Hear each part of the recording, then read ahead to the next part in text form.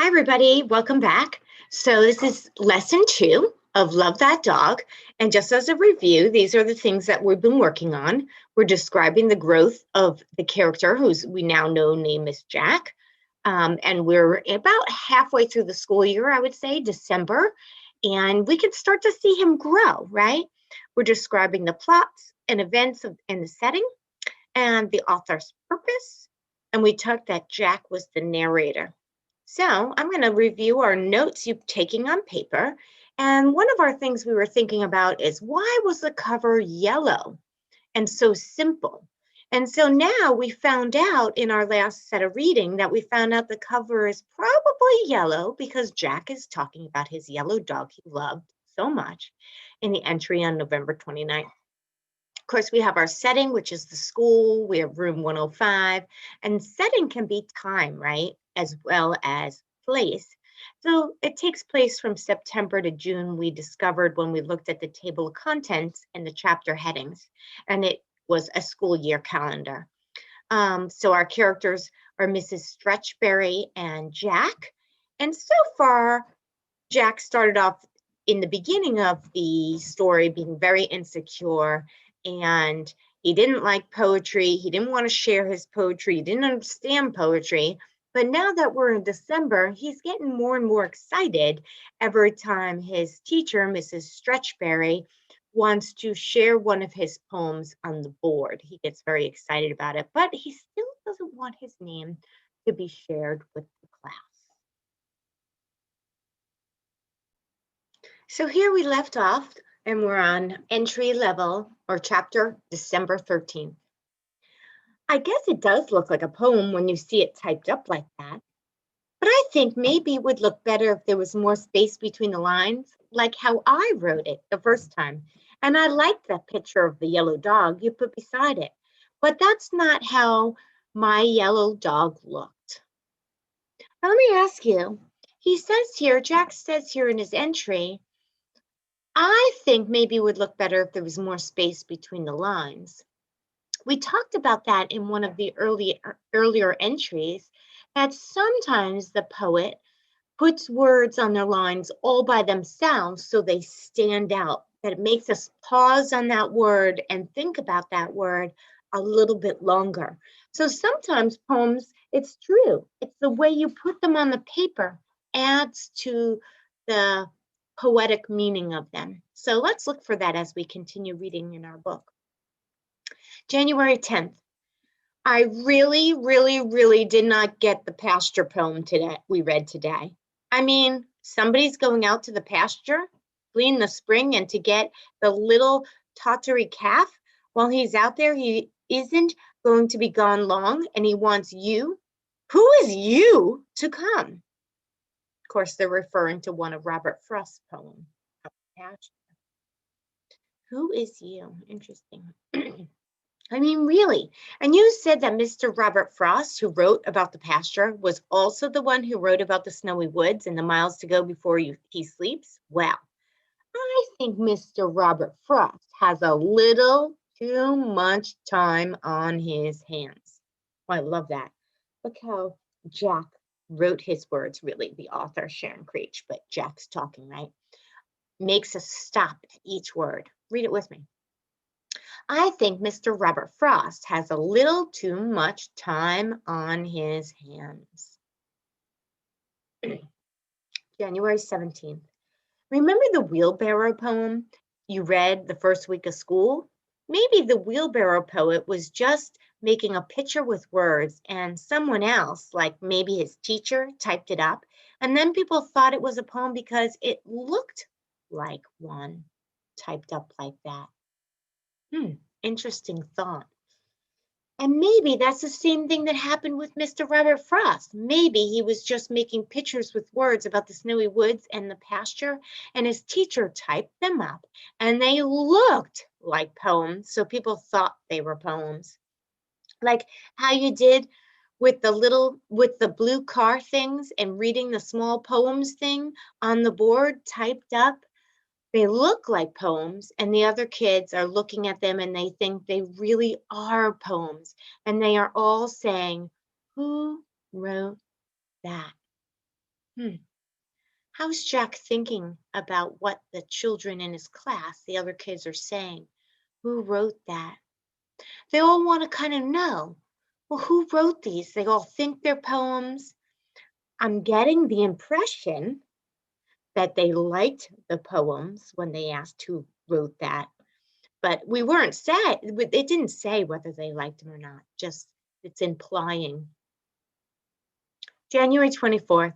We were going for a drive and my father said, we won't be gone long, you come too. So I went and we drove until we stopped at a red brick building with a sign in blue letters, Animal Protection Shelter. And inside we walked down a long cement path past cages with all kinds of dogs. Big and small, fat and skinny. Some of them hiding in the corner, but most of them barking and jumping up against the wire cage. And as we walked past, as if they were saying, me, choose me, I'm the best one. And that's where we saw that yellow dog standing against the cage with his paws curled around the wire and his long red tongue hanging out and his big black eyes, looking a little sad in his long tail, wagging, as if he were saying, me, choose me. And we did. We chose him. And in the car, he put his head against my chest and wrapped his paws around my arm, as if he were saying, thank you, thank you, thank you. And the other dogs in the cages get killed if nobody chooses them. So sad. Now I want to go back to this January 24th because I could totally visualize what the author, Sharon Creech, is having us picture in our minds. I could see this long cement path with all these cages lined up, maybe in a row, maybe even double layered, and all the dogs. And, I could visualize some really big dogs and some small dogs, and some of them scared, hiding in the corner, and some of them barking right at the edge at you with the wire cage. I could see them with their little sad eyes and their paws and choose me, arf, arf, arf. That's what good writing does to us, right? Makes us picture long red tongue hanging out in his big black eyes and a long, sad, long wavy tails. Choose me, choose me. January 31st. Yes, you could type up what I wrote about the yellow dog, but leave off the part about the other dogs getting killed dead because that's too sad. And don't put my name on it, please. And maybe it would look good on yellow paper. Again, the color yellow, right? And I love how this word, please, is all by itself, giving such importance to this word. And don't put my name on it, please. Again, how you set up words on a paper sometimes adds to it. And maybe the title should be You Come Too. February 7th. Yes, it looks good on yellow paper, but you forgot again to leave more space between the lines like I did when I wrote it. That's okay though. Again, a break here to make us pause.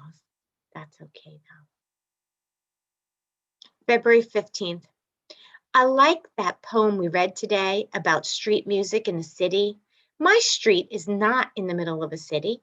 It doesn't have loud music of horns and trucks, clash, flash, screech. My street is on the edge of a city, and it has quiet music most of the time. Wisp, meow, swish.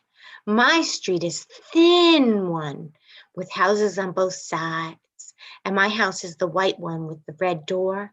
There is not too much traffic on my street, not like in the middle of a city. Look again, lots of things visually we're seeing, right? Long, thin letters to help us visualize what it looks like. I want to go back way. When describing the loud music of horns and trucks, clash, flash, screech.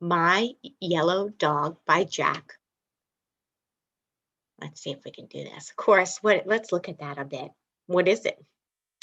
It's obviously, there's the title, My Yellow Dog by Jack. And it takes the shape. I'm not even sure where to start, but I'm going to start here. The top, I think, is the right spot. My head, body, body, body. Add he, I guess. Tail, tail. Yellow, wag, wag, wag. Oh, that's fun. Some movement of the tail. Yellow, yellow. Body, body, body, body, body. Yellow, body, body. Ooh, body going up, body. Oh, head, eye, head, nose, sniff, sniff, sniff, sniff, nose, head, ear, head, slobber, oop, slobber, slobber, slobber, leg, leg, leg, leg, leg, leg, paw, leg, leg, leg, leg, leg, leg, leg, paw.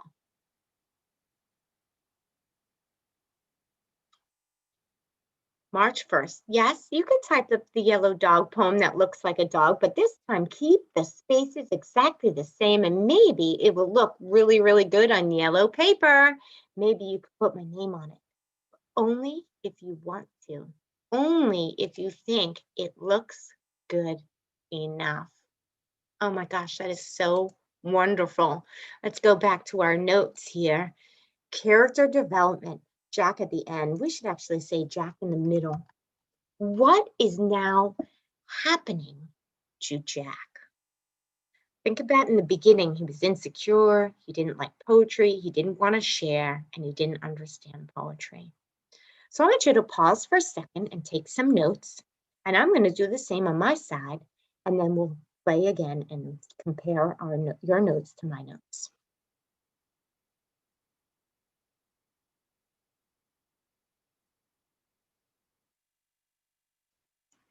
All right, so I think in the middle now is Jack is becoming more confident.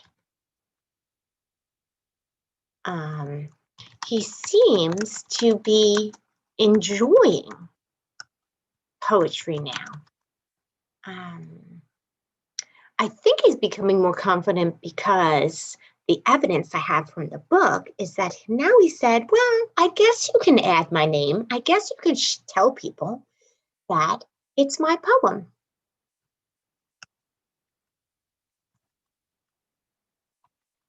Okay, we're going to pause the video.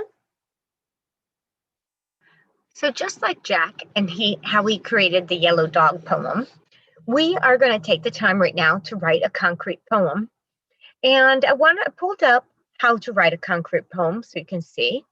Concrete poem, sometimes also called shape poetry, is poetry where visual appearance matches the topic of the poem. The words form shapes which illustrate the poem's subject as a picture, as well as through their literal meaning.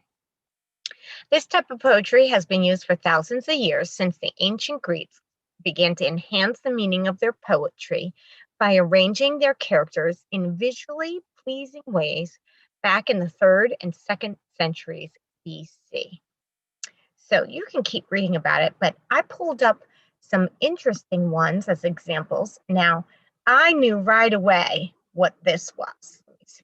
What's that? You can see that. I don't know if you know who that is without reading it, but does anybody know? Oh, it says it here, Michael Jackson. And so all the words in here, it takes the shape of one of his famous poses where he tips his hat down and he's probably moonwalking, and words about him. So I thought that was a neat example.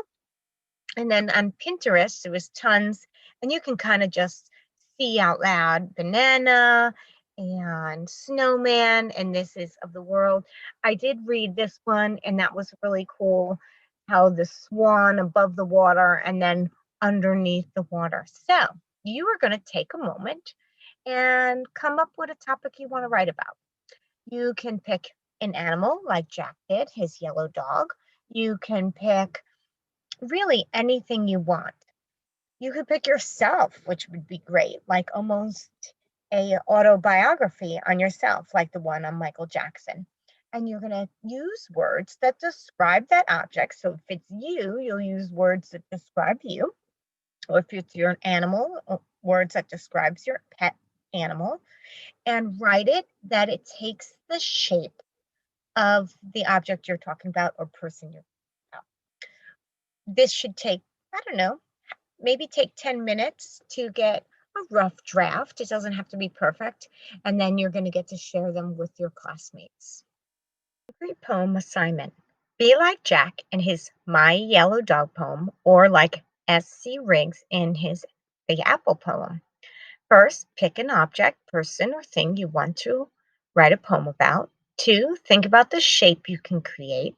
3, brainstorm on a piece of paper the words that describe the subject you are doing. And then 4, put the words in the shape of a poem. And of course, at the end, share. Have fun! Pause the video here so you can keep this page up in front of you as you're working.